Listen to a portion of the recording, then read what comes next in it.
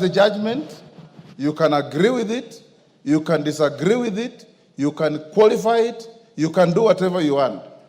But don't disparage or discuss the character of any judge without a special motion as is provided for in our standing orders. Honorable Emilio Odhiambo, that is my direction. Thank you.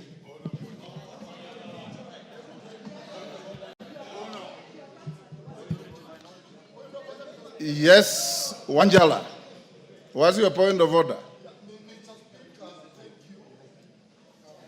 Give him the mic.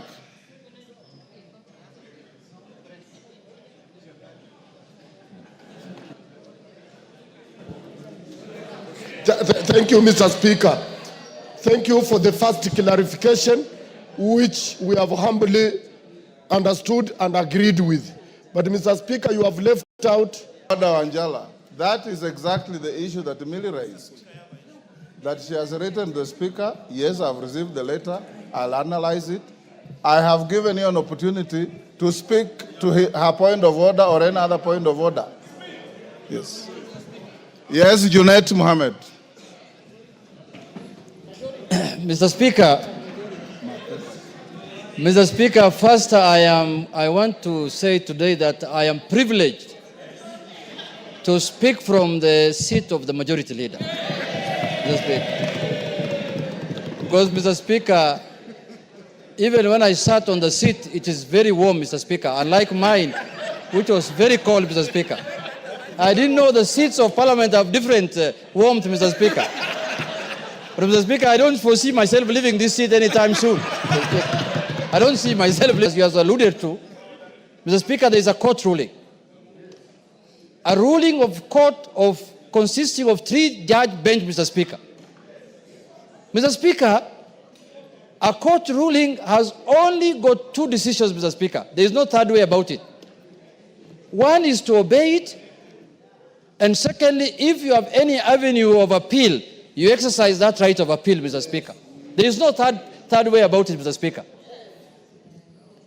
And the court ruling, what we went as Azimio after the election, after your decision here, Mr. Speaker, what took us to court was for the court to interpret for us the constitutionality of your decision on who is the majority party and who is the minority party in this House, Mr. Speaker.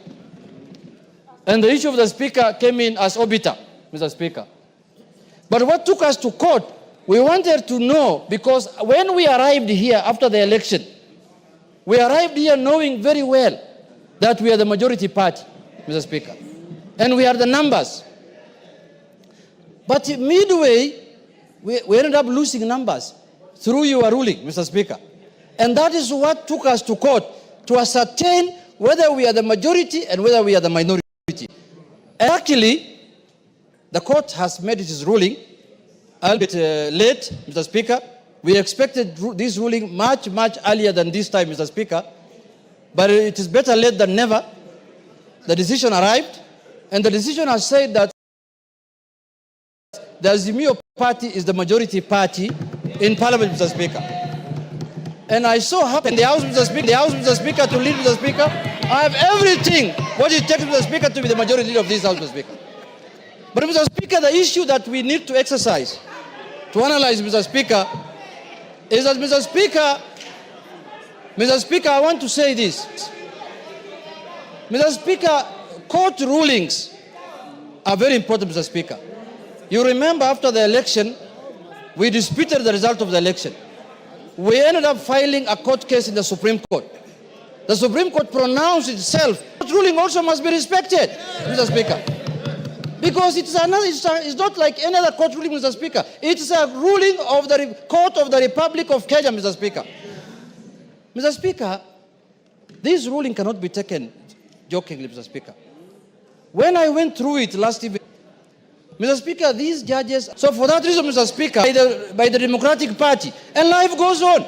It doesn't matter that we are going to oppose everything that the government wants to do. If government brings here bills and policies that are of benefit to the country, we will support it, Mr. Speaker. And as you know now, Many things have gone under the bridge. There is this animal called also broad-based, Mr. Speaker. There is this animal called also broad-based, Mr. Speaker. We want to broaden, deepen, and tie. We are going to have this animal in place. And then when we want to become the majority, people look at us with suspicious eyes. How can it be, Mr. Speaker? Members of Parliament are members of Parliament. They work under the Parliament are members of Parliament. They work under the Article 95 of the Constitution, which has given them the roles of oversight, legislation, and representation, Mr. Speaker. We are not going to do our business outside Article 95, Mr. Speaker. Article 95, Mr. Speaker. So I want to allay fears here that the majority in the House must be from the ruling party. That this ruling is giving us posterity. This is doing things for posterity, Mr. Speaker. Next election or the other election in 2032, a government might come in place where the president garners the majority votes and is elected as the president, but he will not have numbers in Parliament. His numbers might be few in Parliament, and he becomes a minority. So this is now the trend we are setting, that Parliament is independent, judiciary is independent, executive is independent. We have no problem with the executive to do their work, and we know the President of the Republic of Kenya. Thumb your foot.